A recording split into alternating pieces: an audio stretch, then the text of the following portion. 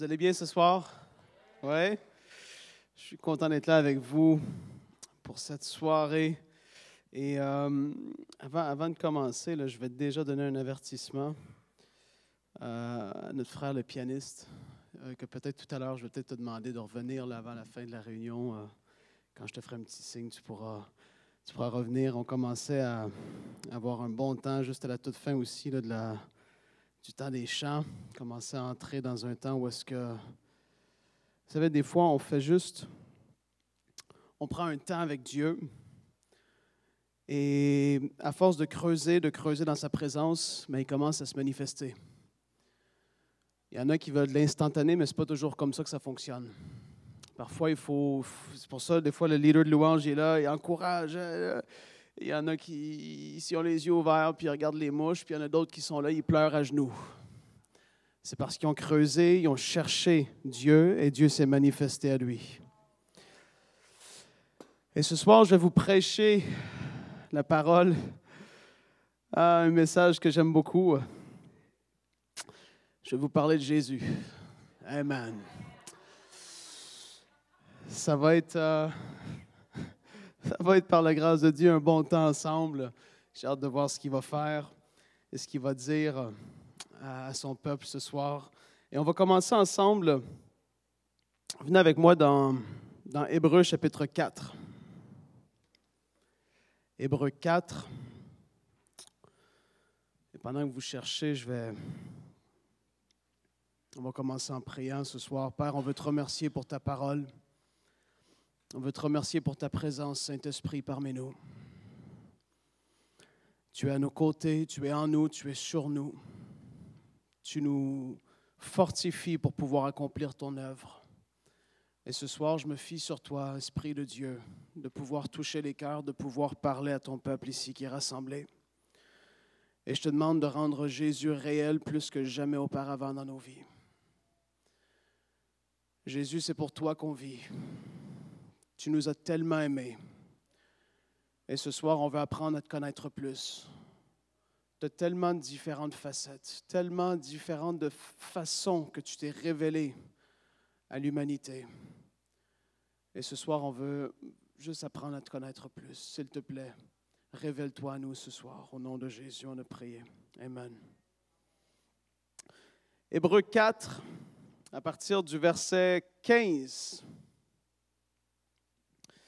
Hébreux 4, verset 15, la parole de Dieu dit « Car nous n'avons pas un souverain sacrificateur, en parlant de Jésus, qui ne puisse compatir à nos faiblesses. Au contraire, il a été tenté comme nous en toutes choses, sans commettre de péché. » Jésus a été 100% homme ici sur la terre.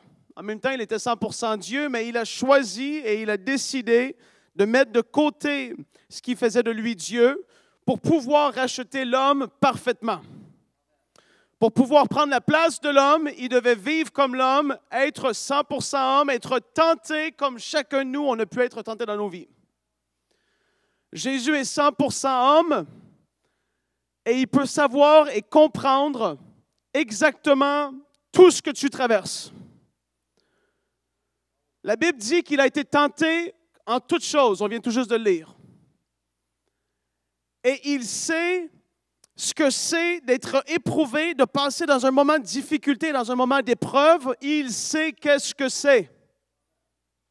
Il a été dans le désert exactement pour ça. Et par la suite, il a été éprouvé dans le pressoir de Gethsémani. Il a fait face à des tribulations, mais il a toujours sorti vainqueur de toute tentation, de toute épreuve qui aurait pu venir contre lui, contre toute tentation que le diable aurait pu mettre devant lui. Il est toujours sorti victorieux parce qu'il marchait selon l'esprit et non pas selon la chair.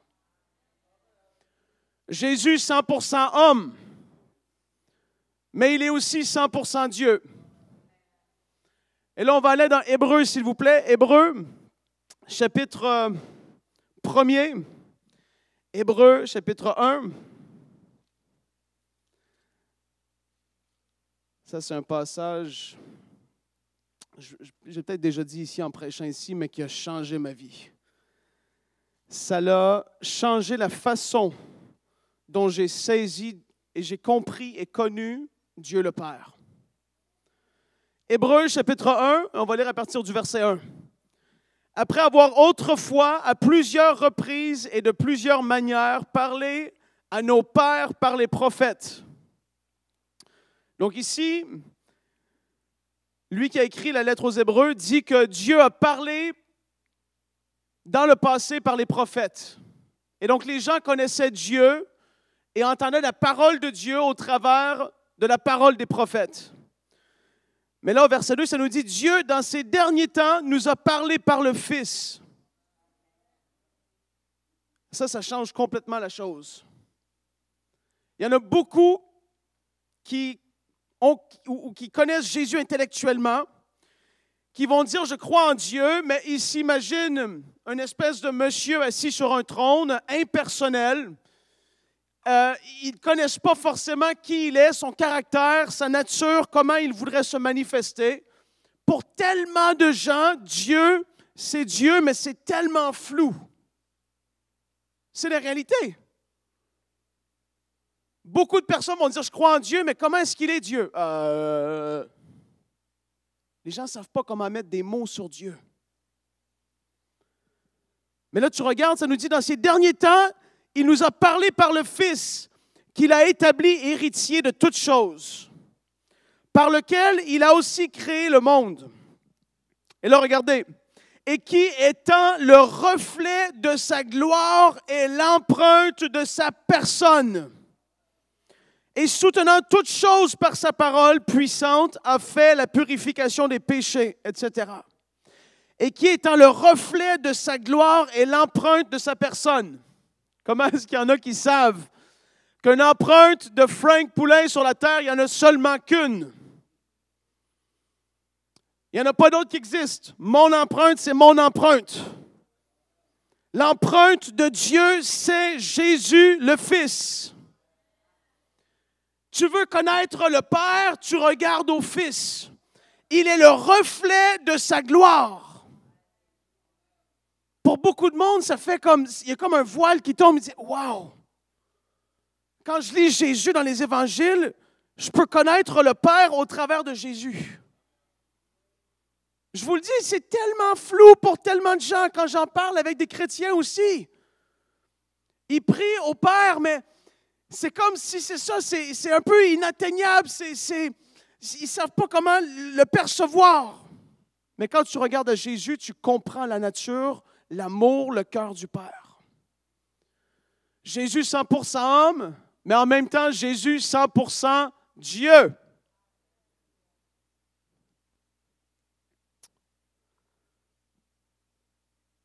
Et là, on va aller voir dans Jean chapitre 13, s'il vous plaît. Jean chapitre 13.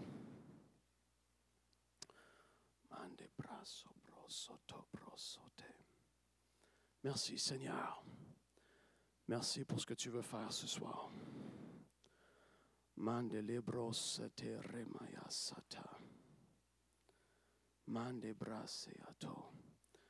Jean 13, à partir du verset 3. Jean 13, verset 3. Vous allez voir où est-ce que je vais en venir à la fin de la soirée. Vous allez comprendre par rapport au thème aussi qui a été abordé cette semaine. Jean 13, verset 3. La parole dit, Jésus qui savait que le Père avait remis toutes choses entre ses mains, qu'il était venu de Dieu et qu'il s'en allait à Dieu, se leva de table, et là c'est où est-ce qu'il est avec les disciples, le repas, et puis là il se lève de table, se leva de table, ôta ses vêtements, et prit un linge dont il se ceignit. Ensuite, il versa de l'eau dans un bassin et il se mit à laver les pieds des disciples et à les essuyer avec le linge dont il s'était ceint. Jésus, le serviteur de tous. 100% Dieu, 100% homme, serviteur de tous. L'humilité faite chair. Comment est-ce qu'il y en aurait parmi nous, on s'aurait dit, mais tout comme les autres, mais ce n'est pas à toi de laver nos pieds. Et il démontrait par là le service et le cœur du serviteur qui allait servir Dieu, peu importe à quel niveau, peu importe que tu chantes, que tu prêches, que tu sois en arrière, que tu sois avec les enfants, peu importe ce que tu le fais avec un cœur d'humilité. Jésus, le serviteur de tous. Apprends à connaître Jésus sur différentes facettes. On a vu souvent Jésus sur la croix, et absolument, c'est la victoire pour l'humanité sur le péché et sur la mort. Mais alors qu'on est après grandir dans la foi, on est appelé à connaître Jésus de plus en plus. Et comment est-ce qu'il y en a parmi vous? Moi, je crois qu'au ciel, on va avoir des réunions extraordinaires. Je crois qu'au ciel, on va vivre des réunions tellement fortes dans sa présence, il va être là. On va avoir des corps glorifiés. On va être dans une autre dimension. Et alors qu'il va être là, moi, j'ai tellement hâte d'entendre Jésus prêcher un bon message. Ça va être extraordinaire. Est-ce qu'il y en a qui ont hâte d'entendre Jésus prêcher? My goodness. Alors qu'il va être là, et qui va être sur le stage, où je ne sais pas comment que ça va se faire. Il va lever les mains et il va commencer peut-être je ne sais pas qu'est-ce qu'il va faire. Il va dire « Feu! » Et là, on va voir dans ses mains ces trous qui ont été faits au travers de l'œuvre de la croix. Ça va être le symbole pour nous tous, pour l'éternité, qu'il était l'agneau de Dieu qui ôtait le péché du monde. Je passe très rapidement au travers des différentes facettes. Jésus, l'agneau de Dieu qui ôte le péché du monde. Mais autant qu'il est l'agneau de Dieu, il est le lion de Juda, le roi de la jungle. Le lion, c'est quoi?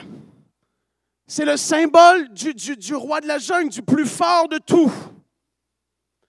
En même temps que Jésus est un agneau immolé, il est le lion de Juda, fort au combat, dont personne ne peut arrêter. Tôt ou tard, tout genou va fléchir, je vous le dis. Et le roi des rois va faire son entrée. Et que les hommes veulent l'accepter ou pas, que les hommes l'aient accepté ou le croient en lui, même ce soir, pour ceux qui m'entendent, il y en a qui vont dire, mais même moi, je ne crois pas en lui, que tu veux le croire ou pas. En cette journée, tu verras de tes yeux le roi des rois, le roi de gloire. Jésus, roi de l'humanité, qui nous a tellement aimés, qu'il s'est humilié, qui a pris une forme, la forme d'homme, qui est devenu 100% homme, serviteur de tous, à laver les pieds des disciples, à montrer le chemin, à montrer la voie. Dieu fait chair. C'est extraordinaire. Il n'y a pas de plus beau message que ça.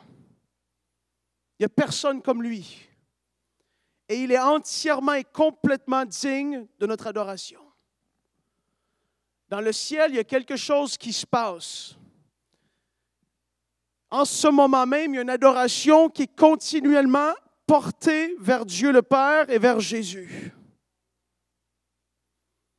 Quand tu lis dans la parole et tu vois ce qui se passe au ciel, ça remet pour moi les choses, ça change la perspective en tout cas que tu devrais avoir de ta vie ici sur terre et de ce qui t'attend dans l'éternité. Combien de fois est-ce qu'on est au pris avec le monde au quotidien, avec les petits soucis jour après jour, etc., etc., et on oublie la réalité qui nous attend et qui est devant nous et qui se passe en ce moment dans le monde invisible. Quand on lit dans Apocalypse, lis dans Apocalypse chapitre 5, s'il vous plaît. Apocalypse chapitre 5. Merci Seigneur. Apocalypse 5. À partir du verset 11, quand vous êtes là, faites juste dire « Wouh! Yeah! » On va se réveiller un peu ce soir. Si mon ami le pianiste pourrait revenir. Ouais, on va commencer tôt parce que je sens que Dieu veut commencer à faire de quoi aussi. On est dans la parole, mais je veux laisser l'Esprit agir ce soir. Apocalypse 5, à partir du verset 11, il y en a un dernier qui est arrivé. Je regardais et j'entendis la voix de beaucoup d'anges. Là, regarde la scène. Là, c'est l'apôtre Jean qui a vu. Je regardais et j'entendis la voix de beaucoup d'anges autour du trône. Et des êtres vivants et des vieillards, et leur nombre était des myriades de myriades. Et des milliers de milliers. Il disait d'une voix forte, l'agneau qui a été immolé est digne de recevoir la puissance, la richesse, la sagesse, la force, l'honneur, la gloire, la louange. Et toutes les créatures qui sont dans le ciel, sur la terre, sous la terre, sur la mer, et tout ce qui s'y trouve, je les entendis qui disaient à celui qui est assis sur le trône et à l'agneau, soit la louange, l'honneur, la gloire, la force au siècle des siècles. Et les quatre êtres vivants disaient Amen, et les vieillards se prosternèrent et adorèrent. Je vais relire cette partie. À celui qui est assis sur le trône et à l'agneau, soit la louange, l'honneur, la gloire, la force au siècle des siècles.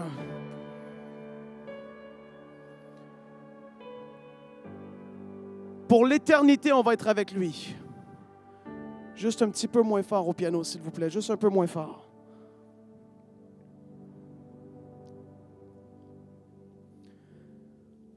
Donc, Jésus est l'agneau immolé qui aujourd'hui est assis dans le ciel, qui reçoit l'adoration, dont les vieillards se prosternent et l'adorent. Et les anges sont là et autour du trône de Dieu crient « Saint, Saint, Saint est le Seigneur ». Mando bre sale moyata.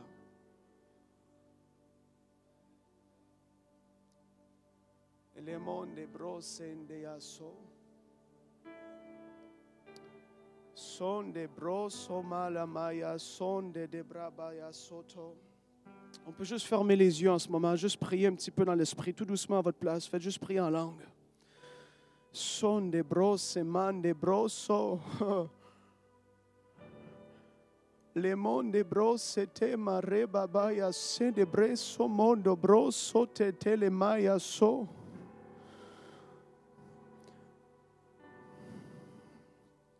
Merci Seigneur.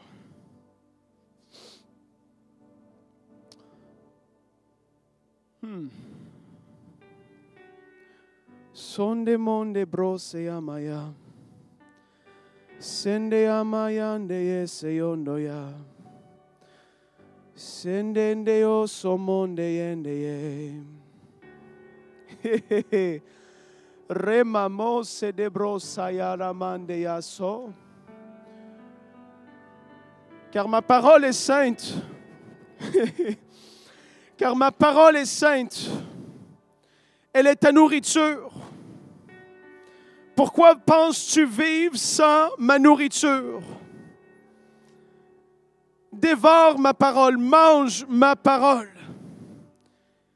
Elle est la vie pour tous tes os. La force pour ton homme spirituel.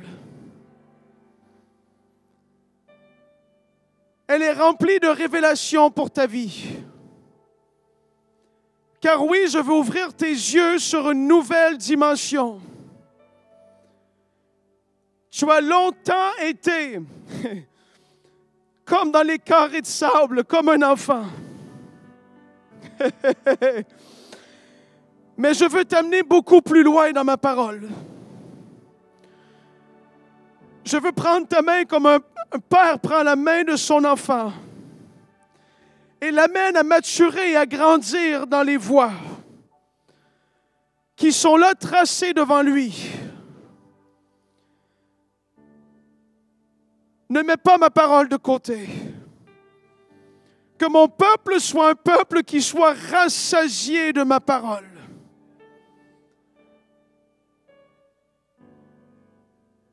Seigneur, je prie Que ce que tu nous dis ce soir puisse se manifester, s'accomplir. J'ai vu comme des personnes qui allaient manger sa parole. C'est comme littéralement.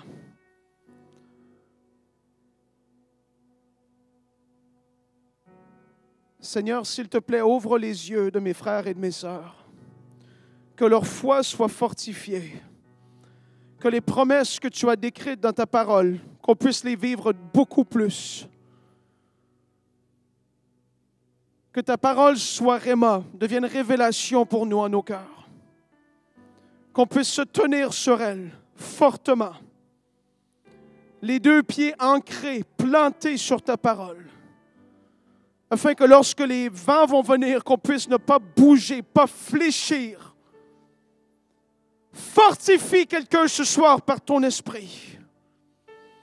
Que ceux qui passent par des déserts spirituels soient rafraîchis.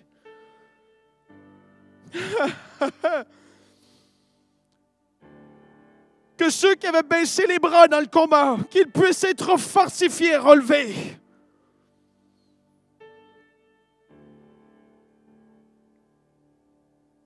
Père, que leurs bras soient levés comme Moïse. Parce que le combat doit être gagné. Satan, t'es un menteur. Tes mensonges, tu peux repartir avec. Que ta parole s'accomplisse ce soir, Père. Je prie au nom de Jésus. Merci pour ce que tu fais. Parle à ton peuple ce soir encore, s'il te plaît, Saint-Esprit.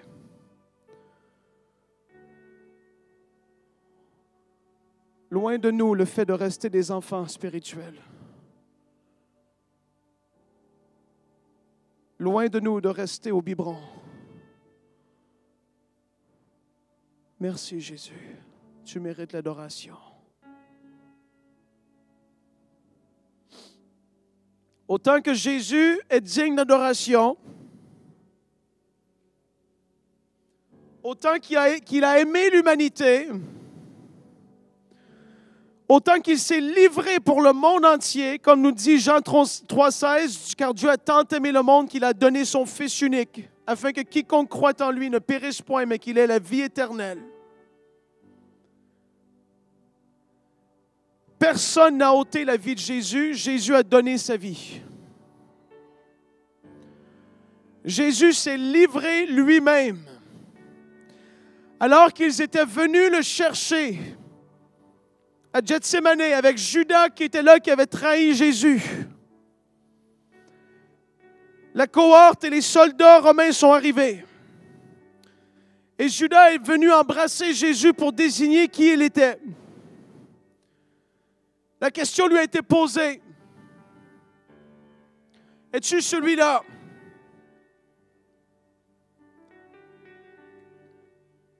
Jésus a répondu, je suis. Et au moment qu'il a répondu, je suis, ils sont tous tombés, pouf, comme des mouches. Jésus a livré sa vie. Pendant qu'ils étaient tous à terre, sous la puissance de Dieu, Jésus était là. Il les regardait. Peut-être que les disciples auraient dit, viens, on s'en va! Jésus restait là. Les soldats se sont relevés. Des gros soldats romains avec leurs épées, leurs boucliers. Et là, ils regardaient Jésus différemment. Je te garantis que tu es un peu moins convaincu et tu es un peu moins orgueilleux quand tu viens de vivre ça. Et ils ont répété. Jésus a dit, je suis. Mais cette fois-ci, il ne s'est rien passé. C'est parce qu'il était resté là pour livrer sa vie. Personne n'est venu l'ôter sa vie. Il l'a livré lui-même. Il s'est donné lui-même. Autant qu'il est ce Jésus-là, autant qu'il est rempli de grâce, de compassion, de miséricorde et qu'encore aujourd'hui, son sang purifie les péchés de l'humanité, de tous ceux qui s'approchent de lui avec un cœur sincère et repentant, Aujourd'hui, la porte est encore ouverte pour recevoir le pardon de nos péchés. Là, il faudrait dire Amen.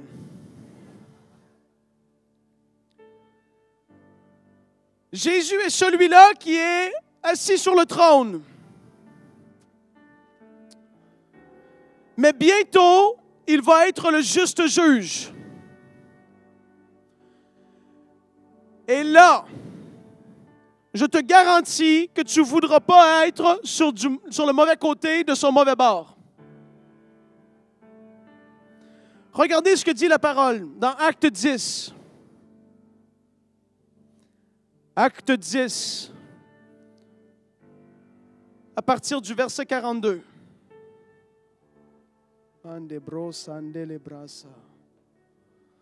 Acte 10, verset 42. Là, c'est les apôtres, les disciples qui parlent. Et Jésus nous a ordonné de prêcher. Il n'a pas conseillé. Il n'a pas recommandé. Il a ordonné de prêcher au peuple et d'attester que c'est lui qui a été établi par Dieu, juge des vivants et des morts. Tous les prophètes rendent de lui le témoignage que quiconque croit en lui reçoit par son nom le pardon des péchés.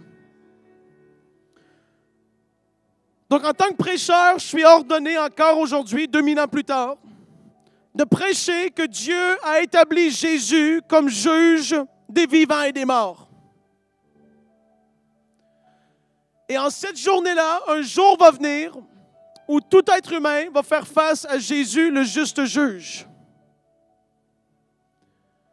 Et comme j'ai dit, tu ne veux pas être du mauvais côté, parce que qu'est-ce qui va attendre ceux qui sont du mauvais côté?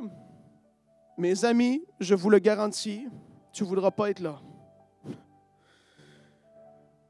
Que Dieu garde chaque personne ici ce soir d'être sur le mauvais côté. Au nom de Jésus, je prie cela, Père.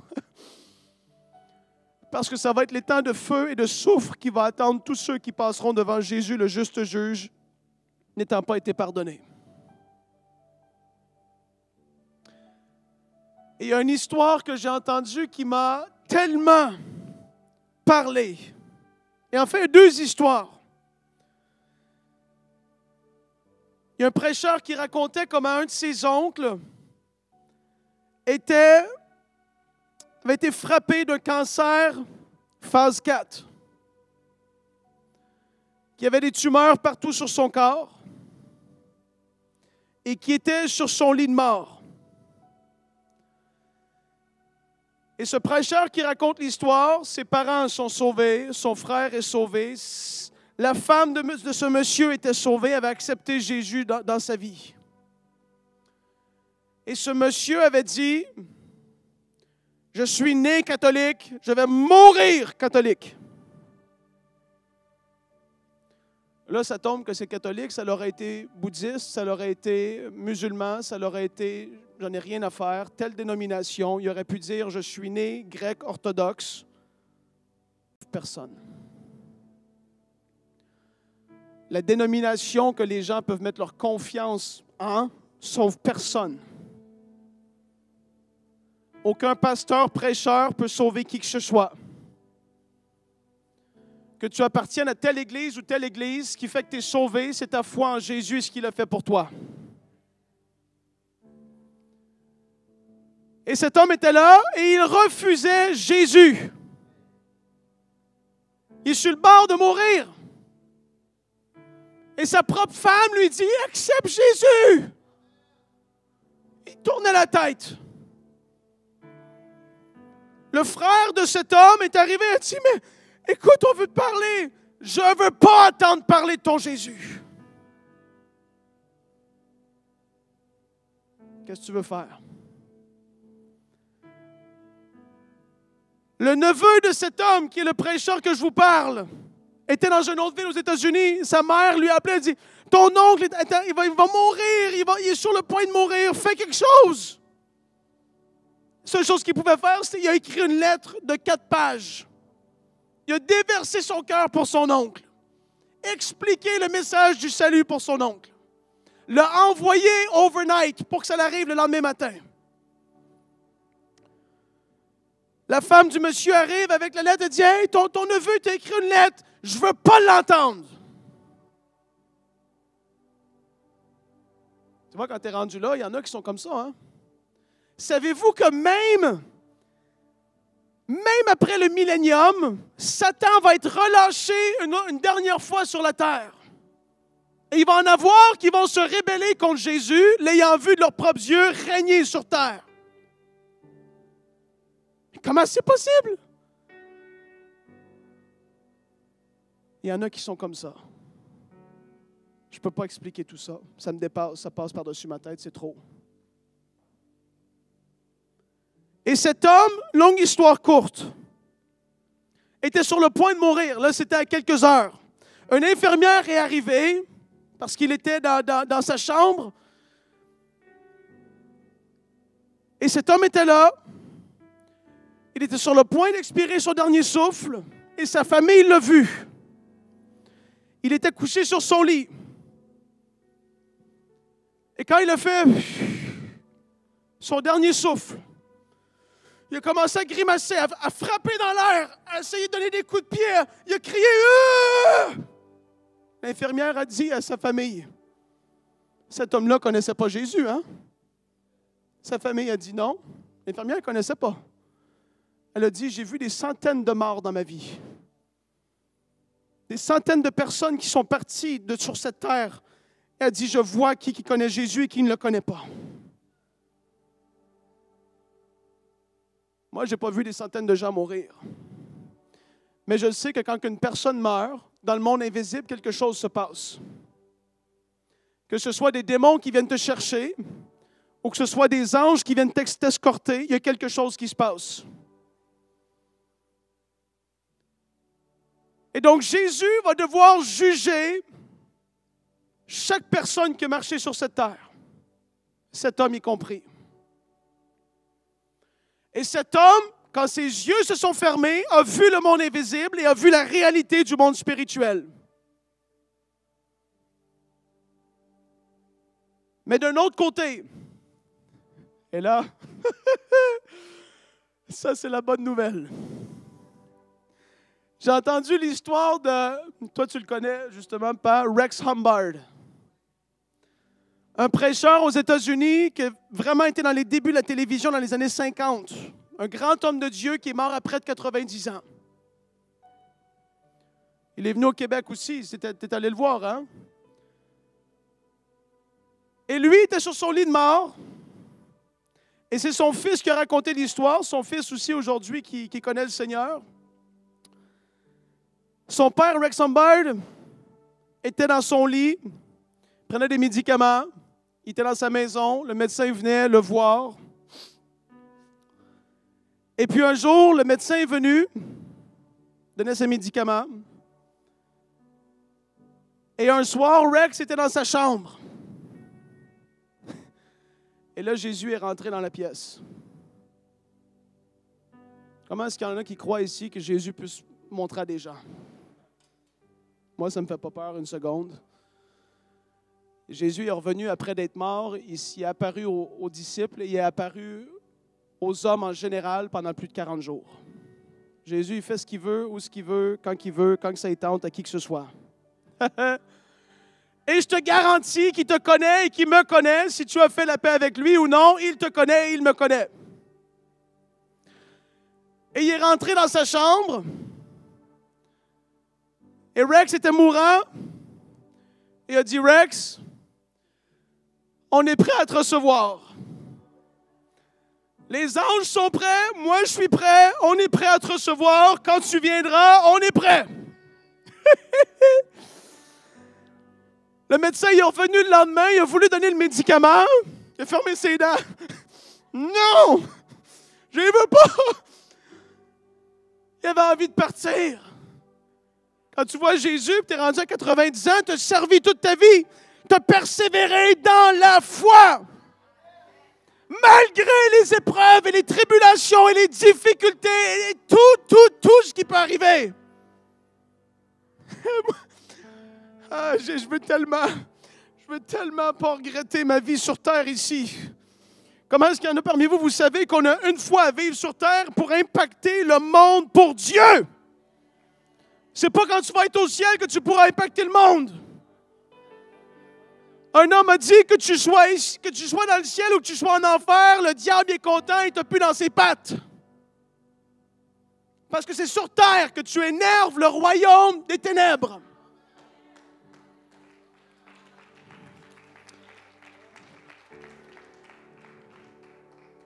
Et là, Rex était sur son lit. Sa famille est venue autour de lui. Et sa famille, c'est des chrétiens, évidemment. Ils ont commencé à chanter. Ils voulaient chanter « Blessed Assurance, Jesus is mine ». En français, c'est « Quelle assurance bénie, Jésus est le mien ». Blessed Assurance, Jesus is mine. Oh, what a foretaste of glory divine. Et là, ils ont commencé à chanter. Et Rex s'est levé de son lit. Son fils se témoignait. Il s'est assis dans son lit. Il a regardé chaque enfant, un après l'autre, et sa femme, avec un grand sourire. Il était comme ça. Il a dit, on dirait qu'il avait rajeuni. Il ne comprenait pas ce qui se passait. Il a un grand sourire. Il regardait ses enfants, un après l'autre. Eux autres étaient là, ils chantaient. Et là, il a regardé, il souriait. Fouf, il est parti. Tu vois la différence de quelqu'un qui connaît Dieu et quelqu'un qui ne connaît pas Dieu. Moi, je ne crois pas qu'une fois que tu es sauvé pour la vie. Je crois que tu es sauvé parce que tu as persévéré dans la foi malgré tout et tu es resté accroché à Jésus. Et que ce soit lui ou que ce soit d'autres, Dieu nous connaît. Et il y a une éternité extraordinaire pour ceux qui auront fait la paix avec Dieu. T'imagines-tu que Dieu lui-même a enterré Moïse? Il est comme venu, il l'a pris, puis personne ne savait où est-ce qu'il était enterré. Mais Dieu aimait tellement. Et Dieu, c'est comme ça pour chacun de nous. Il ne fait pas de favoris de personne.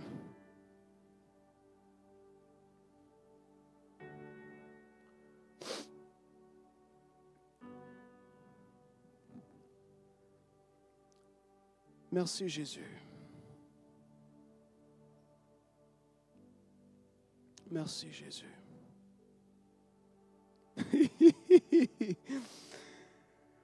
Oh Jesus, we love you. Voyez, parler des choses célestes, ça apporte la présence de Dieu. Wouhou! Au lieu de parler des choses que le monde parle constamment aujourd'hui dans nos vies, dans notre quotidien, commencer à méditer sur des choses célestes, à parler des choses célestes, à imaginer, à croire, à déclarer, à prophétiser des choses de la parole de Dieu. Au lieu d'être constamment là en train de parler de ci, de ça, t'es-tu ci, t'es-tu ça, toi tu ne l'es pas, non, tu vas pas au resto, on n'en a rien à faire.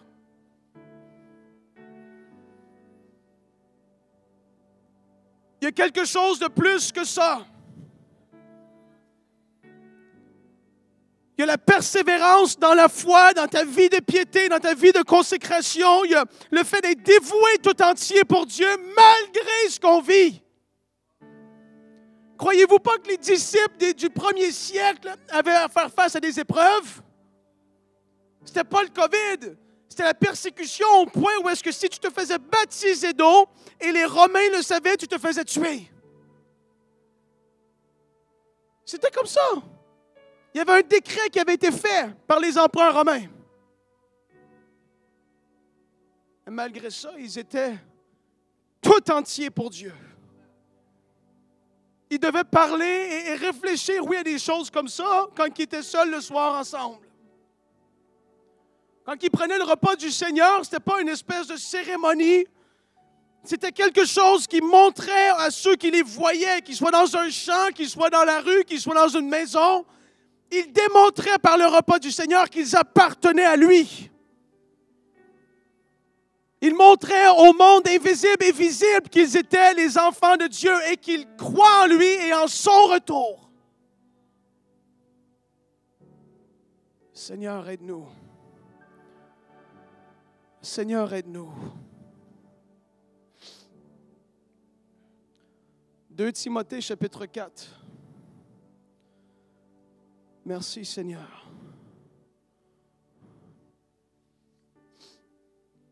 2 Timothée 4, à partir du verset 6.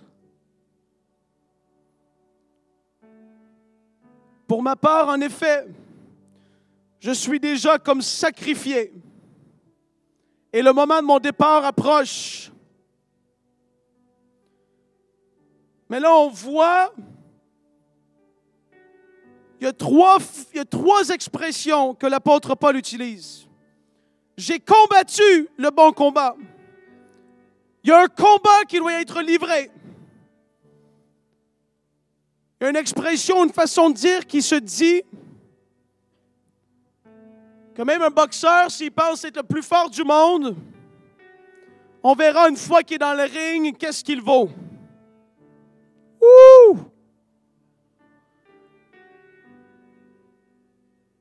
Pour pouvoir faire le poids dans un combat, tu dois être entraîné. Même la parole tout à l'heure nous parlait de se nourrir pour être fort. Et de plus en plus que ça va avancer, de plus en plus qu'il faudra se fortifier.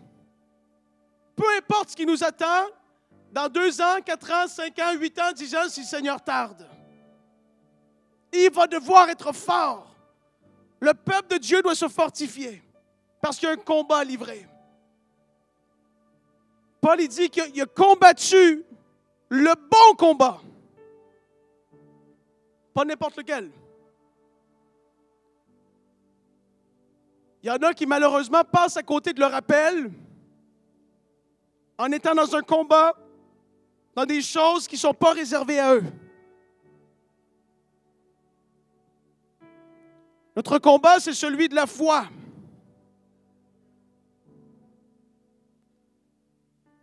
Il y en a qui sont plus zélés pour des choses du monde que pour la foi ou leur combat dans la foi. Que Dieu nous aide. Il dit, j'ai terminé la course. Et là, ce n'est pas un sprint, c'est un marathon.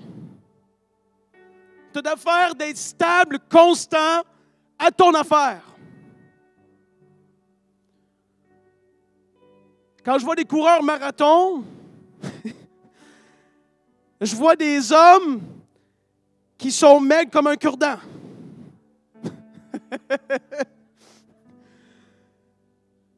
Ils font attention à ce qu'ils mangent, à ce qu'ils boivent, à l'entraînement qu'ils ont. Parce qu'ils savent que quand ils vont devoir courir cette course, il va falloir de l'endurance. Il va falloir s'être nourri de la bonne façon. Et il va falloir s'être entraîné. Paul a achevé sa course et il a gardé la foi. Non pas comme Alex le forgeron, qui lui a fait beaucoup de tort. Ça, c'est ce que l'apôtre Paul a dit lui-même. Ou comme d'autres qui ont abandonné le Seigneur par amour pour le siècle présent. Les choses de cette terre sont tellement temporaires. Mon ami, quand tu vas être sur le lit de mort, si le Seigneur tarde,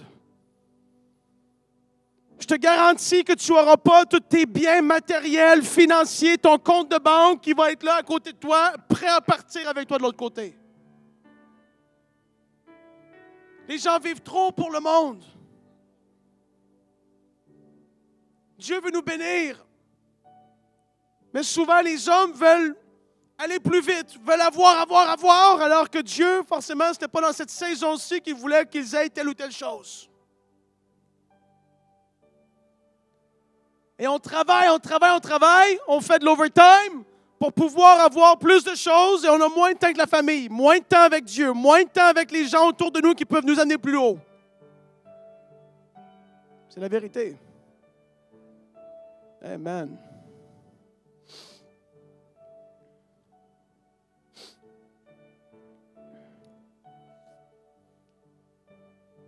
La dernière chose que je veux montrer ce soir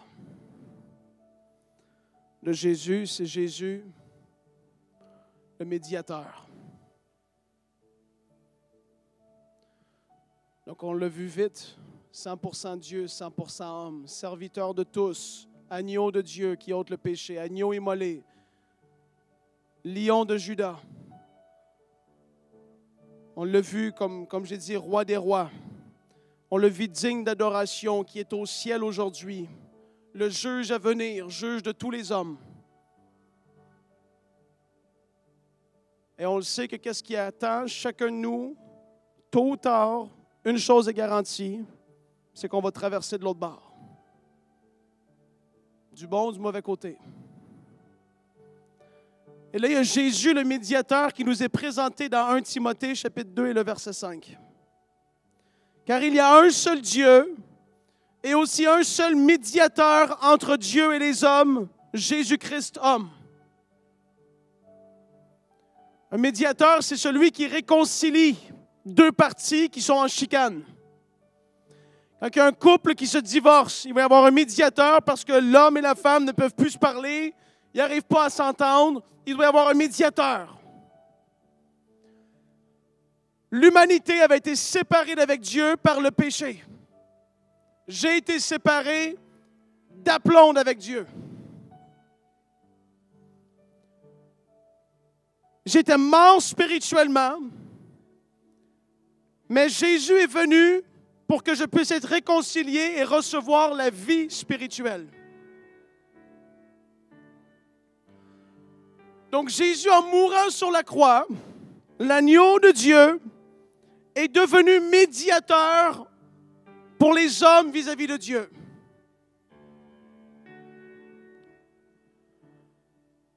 Et là, ce soir, je veux faire un appel à vous qui êtes ici. S'il y a quelqu'un qui n'est pas certain de connaître Dieu ce soir, j'ai parlé de Jésus d'une certaine façon. J'ai parlé des réalités spirituelles, des choses dans le monde invisible.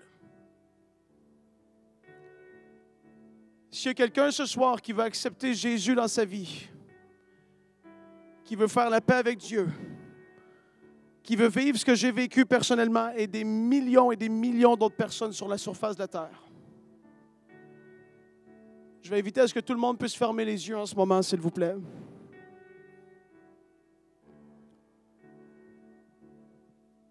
Si tu veux accepter Jésus ce soir, là où tu es, tu peux juste lever la main. Je t'ai présenté Jésus sous toutes ses formes. Il y a une personne, je te vois, oui, je te vois, jeune homme. Il y a une autre personne, merci Seigneur.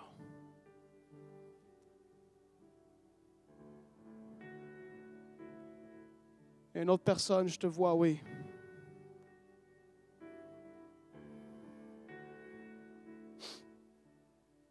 Il y a une autre personne au fond.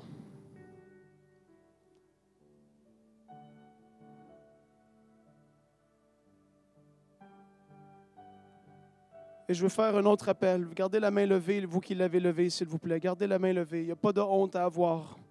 C'est le jour le plus extraordinaire qu'une personne peut vivre. S'il y a des personnes ici qui se sont refroidies, qui se sont éloignées de Dieu, et tu dis, je veux remettre ma vie de consécration à jour. Je veux manger la parole de Dieu. Je veux avancer dans ses voies. Je veux le connaître plus. Je vais te demander de lever la main là où tu es, s'il te plaît. Ce soir, c'est un appel à la consécration. Il y a une main, une autre main. Le Seigneur veut agir ce soir. Une autre main. Merci, Seigneur. Une autre main. Merci, Seigneur. Je te vois au fond.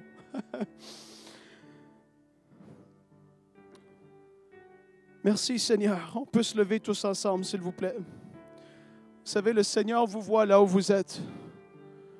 Le Seigneur vous connaît.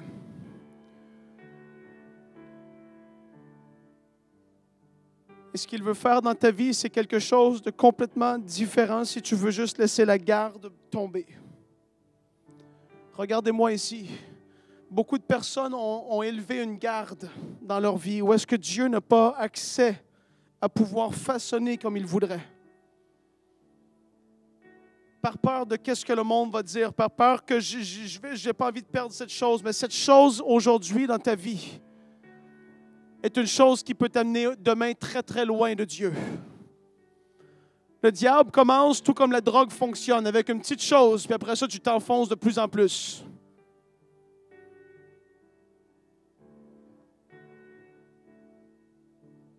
Vous tous qui avez levé la main, si vous voulez fermer les yeux, et on va dire ensemble une prière. Mais ce n'est pas cette prière qui sauve, c'est ta foi en Jésus et ta sincérité. Et on va crier à l'Éternel ce soir. On va crier à Jésus. Parce qu'on l'a vu, il est compatissant et il sait ce que tu traverses.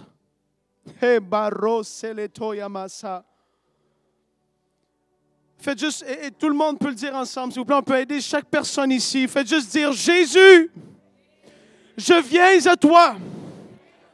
Je te donne ma vie. Pardonne-moi, Dieu. Efface mes péchés. Je veux te connaître beaucoup plus. Sois mon Seigneur. Sois mon Sauveur. Entre dans mon cœur ce soir. Que mon cœur de pierre devienne un cœur de chair. Sois mon Sauveur. Sois mon Seigneur. J'élève ma voix vers toi. Je crois en toi, que tu es mort et ressuscité, et que tu es le Fils de Dieu. Tu es mon Sauveur. Et à partir d'aujourd'hui, je vais te suivre. Je vais persévérer dans la foi, malgré les tribulations, malgré les difficultés, malgré les tentations. Je vais te suivre, peu importe ce que le monde dira. Je m'accroche à toi pour tous les jours de ma vie. Au nom de Jésus, je prie. Amen. Yes! Jesus! Jésus! Nous t'élevons dans ce lieu. Nous t'élevons dans ce lieu. Sobra sondeya sobre amataya sereyaso. Merci pour l'onction du réveil. Merci pour ta présence qui brise le joug. Sobre sayando rendelebrosa. Seigneur, merci. Merci pour ta parole. Merci pour ton esprit. Seigneur, qu'à la fin de notre vie, on puisse être heureux. Qu'on puisse être en paix, qu'on puisse partir en toute joie dans le repos éternel dans ta présence. Jesus.